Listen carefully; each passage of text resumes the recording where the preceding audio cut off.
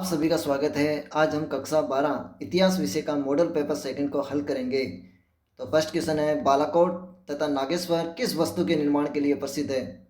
Option है अस्त्र शस्त्र, ऑप्शन बी जहाज, ऑप्शन से शंख की वस्तुएं, ऑप्शन द मृद बाण। तो बताइए इसका आंसर क्या होगा? तो इसका आंसर है शंख की वस्तुएं।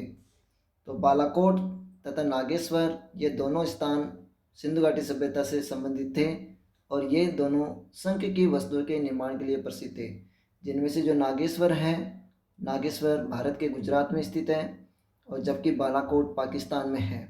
नेक्स्ट क्वेश्चन है, आरंभिक भारत का सबसे प्रसिद्ध विधि ग्रंथ है? Option A Rigveda, option B Manusmriti, option C Ramayana, option the Mahabharat. तो बताइए इसका आंसर क्या है? तो इसका आंसर है मनुस्मृति। तो भारत का सबसे प्रसिद्ध यह विधि ग्रंथ है मनुस्मृति। नेक्स्ट क्वेश्चन है, महाजनपदों का उल्लेख मिलता है? Option A 8, option B 18, option C 16, option the 14।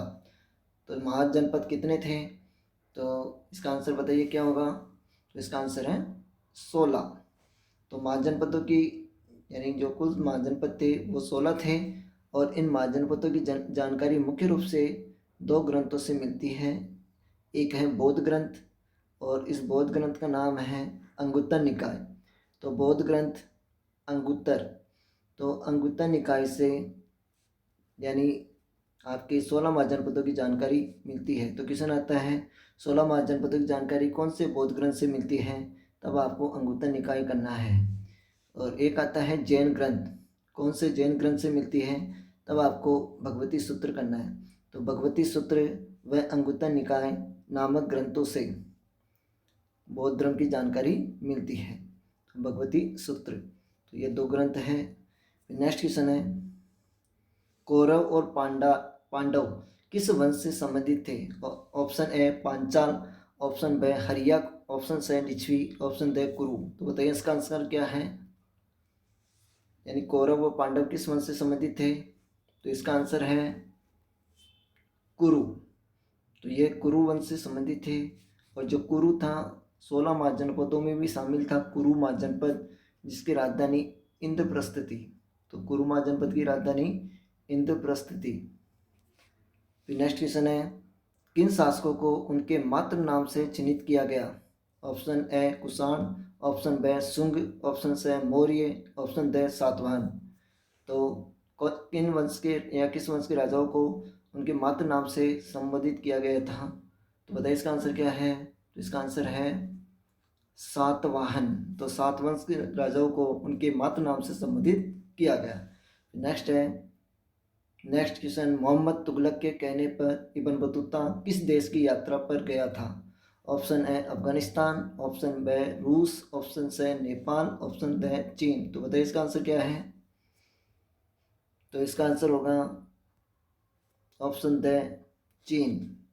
तो इब्न बतूता दिल्ली के सुल्तान मोहम्मद बिन तुगलक के समय भारत आया था और ये एक अफ्रीकन यात्री था और इसको मोहम्मद बिन तुगलक ने काजी का पद प्रदान किया और चीन की देश की यात्रा पर भेजा था।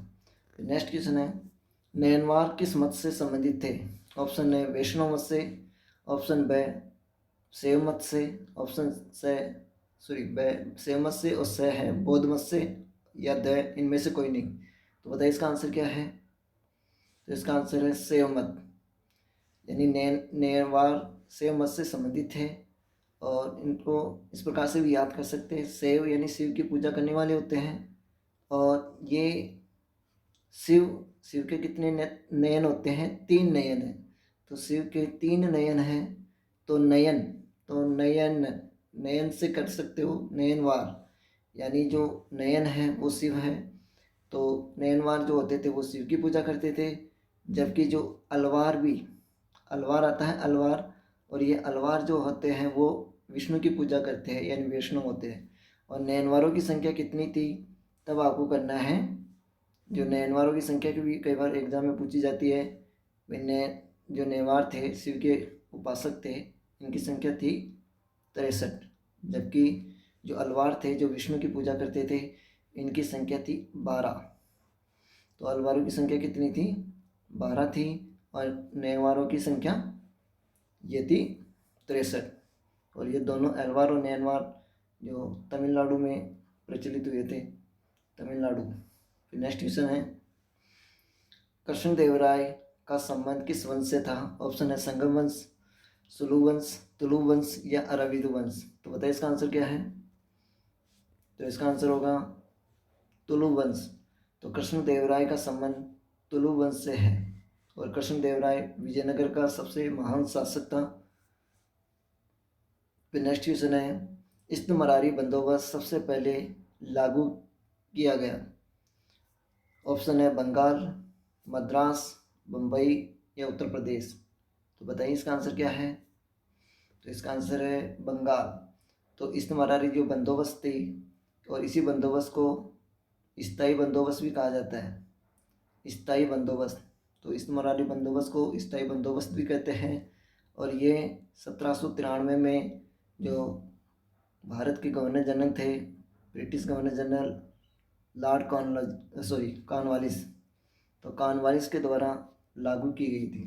तो लॉर्ड कॉर्नवालिस के द्वारा ये लागू किया गया 1793 में, और सबसे पहले बंगाल में लागू हुआ था इस्तमरारी बंदोबस्त। फिर नेक्स्ट क्वेश्चन है, घोर आर्थिक मंदी जिस सन में आई थी वह था? ऑप्शन है 1950, 1930, 1929 या 1932। तो इसका आंसर बताइए क्या होगा? तो इसका आंसर है 1930। तो घोर आर्थिक मंदी 1930 में आई थी। नेक्स्ट क्वेश्चन है, फोर्ट सेंट जॉर्ज कहाँ स्थित है? ऑप्शन है मद्रास, दिल्ली, कलकत्ता या बम्बई। तो इसका आंसर है मद्रास। तो फोर्ट सेंट जॉर्ज मद्रास में स्थित है। तो देखो इसमें एक तो फोर्ट सेंट जॉर्ज जो मद्रास में है, जबकि फोर्ट विलियम, ये क्वेश्चन भी आ सकता है, फोर्ट विलियम कहाँ स्थित है? तो फोर्ट विलियम से अगर आपसे क्वेश्चन आता है तो ये कलकत्ता में स्थित है। तो फोर्ट विलियम पूछा जाए तो कलकत्ता, और फोर्ट सेंट जॉर्ज पूछा जाए तो ये मद्रास में है। फिर नेक्स्ट क्वेश्चन है, गांधी जी ने अपना पहला सत्याग्रह किया था? ऑप्शन है दक्षिणी अमेरिका में, दक्षिणी अफ्रीका में, दक्षिणी ऑस्ट्रेलिया में या दक्षिणी भारत में। तो बताइए इसका आंसर क्या है? तो इसका आंसर होगा दक्षिणी अफ्रीका में। तो गांधी जी ने अपना पहला सत्याग्रह दक्षिणी अफ्रीका में किया था। यानी 1893 में गांधी जी दक्षिणी अफ्रीका में एक मुकदमे की पैरवी करने गए थे, और वहीं पर जो रंगभेद नीति के विरुद्ध गांधी जी ने सत्याग्रह का प्रयोग किया। और यानी 9 जनवरी 1915 को गांधी जी वापस भारत लौटे। 9 जनवरी 1915 में गांधी जी वापस भारत लौटे। इस दिन को प्रवासी दिवस के रूप में भी मनाया जाता है। तो ये प्रवासी दिवस के रूप में मनाया जाता है 9 जनवरी प्रतिवर्ष।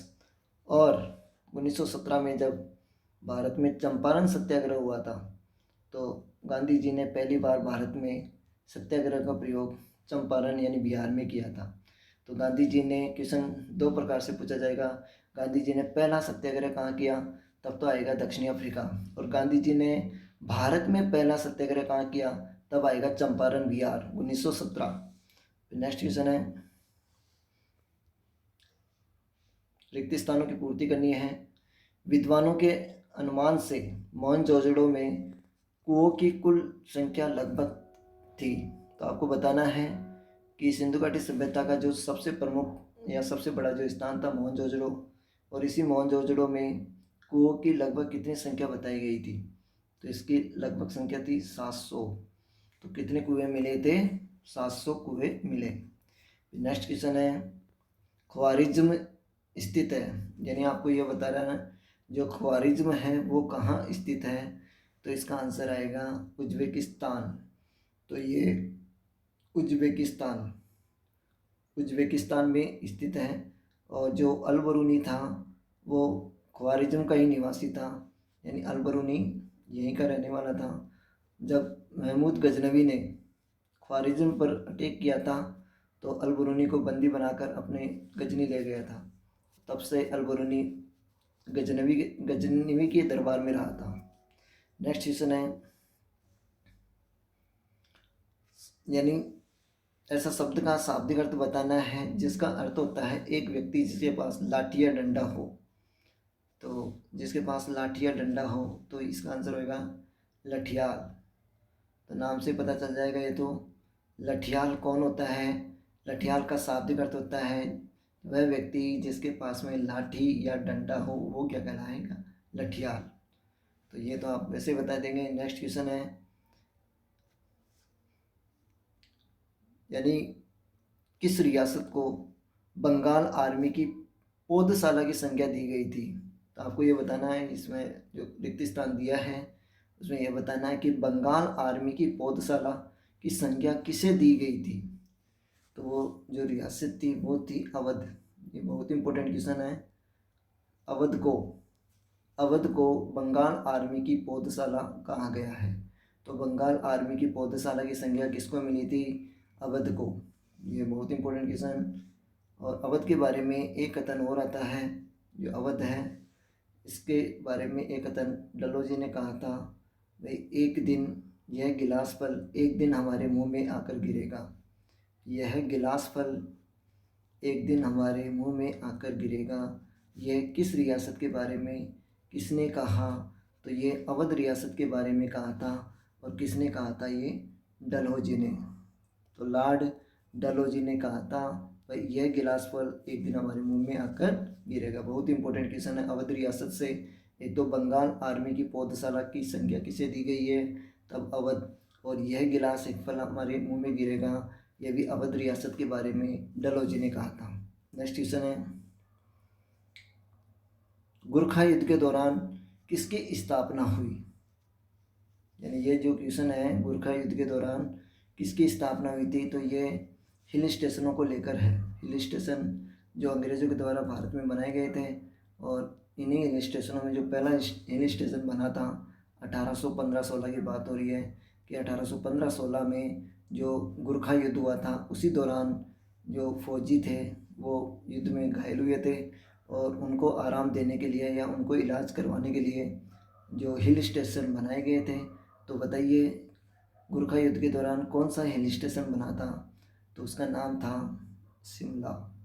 तो शिमला जो हिल स्टेशन है वो गुरखा युद्ध के दौरान 1815-16 में बनाया गया, और यही पहला हिल स्टेशन था। तो अंग्रेज़ों के द्वारा बनाया गया पहला हिल स्टेशन कौन सा था? शिमला। कब बना? 1815-16 में। और किस युद्ध के दौरान? गुरखा युद्ध के दौरान। और हिल स्टेशन क्यों बनाए जाते थे? ये फौजियों को यानी आराम या उनके इलाज के लिए, सरहद पर चौकसी के लिए, या दुश्मन पर हमला करने के लिए तो हिल स्टेशन का निर्माण किया गया। तो नेक्स्ट क्वेश्चन है, गांधी जी को मार्च 1922 में किस आरोप में गिरफ्तार कर लिया गया? तो ये रिक्त स्थान में आपकी पूर्ति करनी है। तो गांधी जी को मार्च 1922 की बात है जब चौरी चौरा कांड हुआ था असहयोग आंदोलन के दौरान, और गांधी जी ने चौरी चौरा कांड के बाद असहयोग आंदोलन को स्थगित भी कर दिया था। तब कौन सा आरोप लगाकर उनको गिरफ्तार किया गया?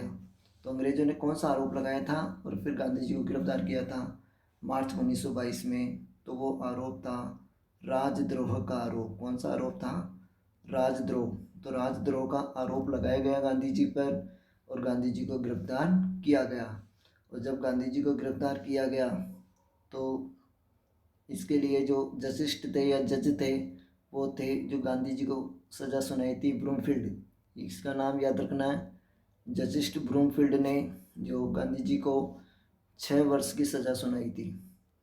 6 वर्षों की सज़ा सुनाते हुए कहा था भाई अगर इन वर्षों में आपकी सज़ा कम होती है या माफ़ होती है तो इनमें सबसे ज़्यादा खुशी मेरे को ही होगी। तो ये बातें ब्रूमफील्ड ने कही थी गांधी जी को।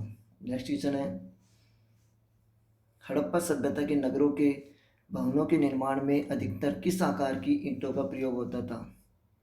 तो इसका आंसर होगा 4:2:1। तो मुख्यतः 4:2:1 जो आकार की ईंटों का प्रयोग होता था। नेक्स्ट क्वेश्चन है, पितृवंशिता का अर्थ स्पष्ट कीजिए। तो पितृवंशिता आप आराम से बता सकते हैं। पितृवंशिता यानी पितृ यानी पिता, यानी वह वंश परंपरा जो पिता के पुत्र, यानी जो पिता होता है, पिता के पुत्र और पुत्र से जो उसका जो पौत्र और पौत्र से परपौत्र से के बीच में जो चलती है परंपरा, उसी परंपरा को हम पितृवंशिता का अर्थ कहते हैं। यानी पितृवंशिता वह परंपरा है या वह वंश परंपरा जो पिता के पुत्र, पौत्र और परपौत्र से चलती है, उसे हम पितृवंशिता कहते हैं। तो नेक्स्ट क्वेश्चन है, अंतर्विवाह किसे कहते हैं? तो ये भी कोई इतना टफ क्वेश्चन नहीं है, तो आराम से इस क्वेश्चन का जवाब दे सकते हो आप कि अंतर्विवाह किसे कहते हैं। तो अंतर्विवाह यानी अंतर्विवाह वह होता है जिसमें यानी एक गोत्र यानी गोत्र हो और कुल या जाति, गोत्र कुल या जाति के बीच में होता है, उसे हम अंतर्विवाह कहते हैं। यानी एक गोत्र, एक कुल या एक जाति के बीच में अगर विवाह होता है तो अंतर्विवाह कहलाता है। और अलग अलग यानी दूसरी जाति में या दूसरे कुल में जो विवाह होता है उसको वही विवाह कहा जाता है। इस प्रकार से अंतर्विवाह व वही विवाह से क्वेश्चन बन सकते हैं। नेक्स्ट है, चार वर्णों की उत्पत्ति का उल्लेख किस वैदिक ग्रंथ में मिलता है? ये क्वेश्चन बहुत ही इंपॉर्टेंट है। जो चार वर्ण हैं, चार वर्ण कौन कौन से हैं? ब्राह्मण, क्षत्रिय, वैश्य व शूद्र। और इन चारों वर्णों की जानकारी किस ग्रंथ से मिलती है? तो बताइए क्या आंसर है इसका।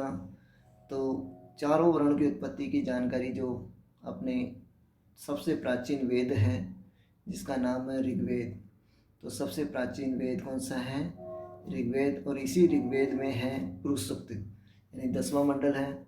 और इस 10वें मंडल के, यानी ऋग्वेद में टोटल 10 मंडल है, तो जो 10वां मंडल है और इसी 10वें मंडल के जो पुरुष सूक्त है, इस पुरुष सूक्त में इन चारों वर्णों की जानकारी मिलती है।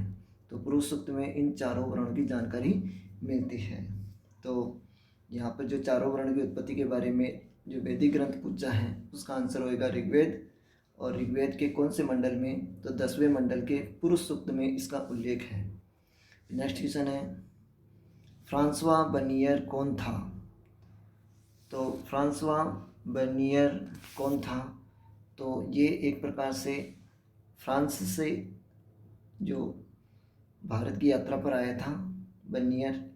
और ये बर्नियर मुख्य रूप से एक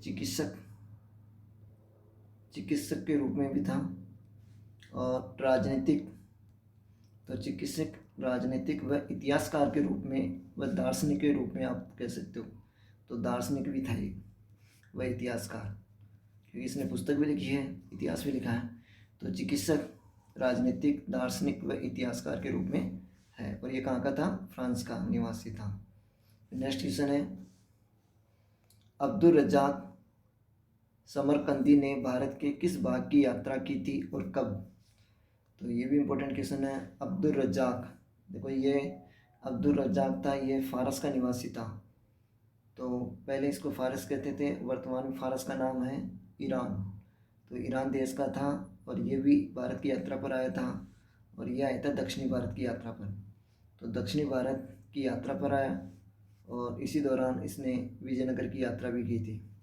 तो विशेष विजयनगर की यात्रा भी की है अब्दुल रज्जाक ने और काफ़ी बातें बताई है। नेक्स्ट क्वेश्चन है, बासवन्ना के अनुयायी क्या कहलाते थे? इम्पोर्टेंट क्वेश्चन है बासवन्ना। और बासवन्ना की बात करें तो बासवन्ना ने 12वीं शताब्दी में, यानी 12वीं शताब्दी में कर्नाटक में एक आंदोलन चलाया था। कर्नाटक में एक आंदोलन चलाया और उस आंदोलन का वीर शैव परंपरा के रूप में जाना जाता है, वीर शैव परंपरा। तो वीर शैव परंपरा नामक आंदोलन बासवन्ना ने कहाँ चलाया था? कर्नाटक में। तो कर्नाटक में चलाया था 12वीं शताब्दी में। और इनके जो अनुयायी हैं वो क्या कहलाए? तो इसका आंसर है, एक तो वीर शैव, इनके अनुयायी वीर शैव एवं लिंगायत कहलाए थे, लिंगायत। तो वीर शैव एंड लिंगायत कहलाए। वीर शैव का यानी अर्थ है शिव के वीर, और लिंगायत का अर्थ है लिंग को धारण करने वाले। और जिनमें लिंगायतों का तो ये मानना था कि मृत्यु के बाद में जो शरीर है वो ईश्वर में, शिव में समा जाएगा और बाद में मनुष्य जन्म नहीं लेगा। तो ये इस प्रकार से बांसवाड़ा के जो अनुयायी है क्या कहलाते थे, तो आपको बताना है वीर शैव व लिंगायत कहलाते थे। नेक्स्ट क्वेश्चन है, किताब उल हिंद के बारे में आप क्या जानते हैं। ये भी बहुत इंपॉर्टेंट क्वेश्चन है, किताब उल हिंद के बारे में आप क्या जानते हैं। तो देखो, किताब उल हिंद जो पुस्तक के रचयिता थे अल बरूनी। तो ये पुस्तक अल बरूनी की पुस्तक है। और महमूद गजनवी ने जब भारत पर आक्रमण किया तो अल बरूनी भारत आया था, और इसने भारतीय ग्रंथों का अध्ययन करके अरबी भाषा में ये पुस्तक लिखी है। तो ये पुस्तक किस भाषा में लिखी हुई है, ये अरबी भाषा में लिखी हुई पुस्तक है। और इसी पुस्तक से अपने भारत के त्यौहार हैं, दर्शन है, खगोल विज्ञान है, मापतोल है आदि के बारे में जानकारी मिलती है। और ये किस भाषा में है, अरबी भाषा में। नेक्स्ट क्वेश्चन है, विजयनगर आने वाले किन्हीं 2 यात्रियों व उनके देशों के नाम बताने हैं आपको। तो विजयनगर की यात्रा पर बहुत सारे जो यात्री आए थे, अधिकांश 15वीं-16वीं शताब्दी में आए थे। तो इनमें आपको 2 यात्रियों के नाम बताना है। 2 यात्रियों के नाम बताना है जो विजयनगर की यात्रा पर आए थे। तो ये क्वेश्चन भी आपकी एग्ज़ाम के लिए इम्पोर्टेंट हो सकता है। तो एक तो था, अभी नाम भी आया था उसका, अब्दुल रज़ाक। तो अब्दुल रज़ाक नामक जो यात्री आया था, ये कहाँ से आया था, ये आया था फारस। और फारस को वर्तमान में क्या कहते हैं, इराक। फारस को वर्तमान में ईरान कहते हैं। फारस को वर्तमान में ईरान कहते हैं। और इसी ईरान से अब्दुल रज़ाक था। नेक्स्ट जो आया था उसका नाम है निकोलो कोंटी नामक यात्री था। ये भी विजयनगर की यात्रा पर आया था, निकोलो कोंटी। और ये विजयनगर की यात्रा पर आया था, लेकिन था कहाँ का, ये इटली का। तो इटली से संबंधित था। तो ये इटली देश से आया था निकोलो कोंटी, जबकि अब्दुल रज़ाक आया था फारस से। नेक्स्ट क्वेश्चन है, ब्रिटिश शासन ताश के किले की तरह बिखर गया, यह कथन किसने व क्यों कहा।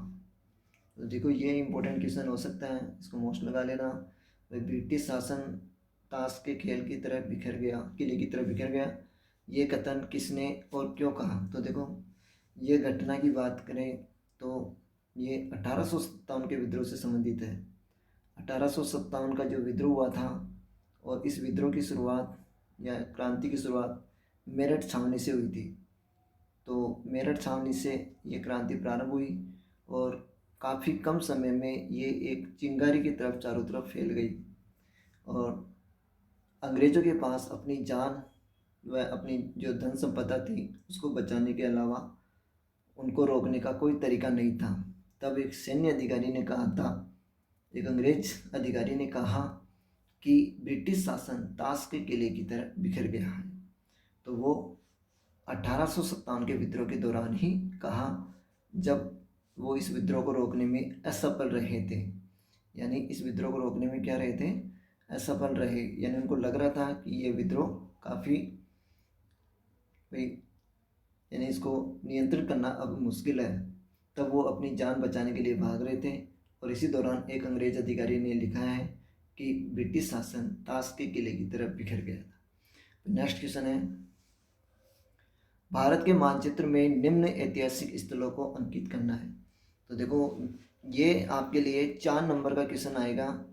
और इन स्थानों को जितने भी आपके जो मॉडल टेस्ट पेपरों में जो आपके जो स्थान बताए जाएंगे, जैसे राजगीर है, चंपारण है, नागेश्वर है, लखनऊ है, श्रावस्ती है, मांडा है, नासिक है, अहमदाबाद है। तो इन सब स्थानों को आपको एक मानचित्र के माध्यम से देखना है।